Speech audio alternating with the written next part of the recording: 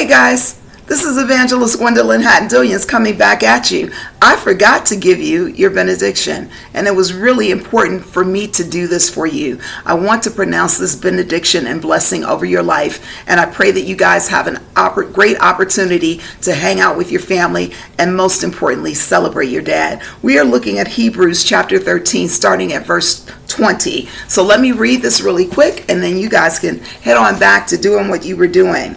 So again, Hebrews chapter 13, verse 20.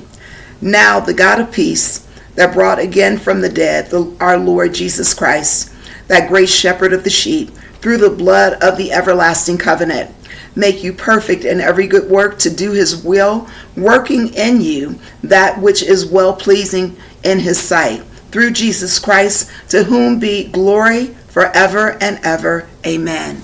That is the benediction that I am pronouncing over you. I pray again that you guys have a wonderful weekend with your dad, with your brothers, with your uncles, whomever it may be that you call father, if you will, and have a great time. I will see you guys on Monday. As always, this is Evangelist Gwendolyn Hatton-Dillions. I wish you Shana Tova Shalom. That is sweet peace in Jesus' name.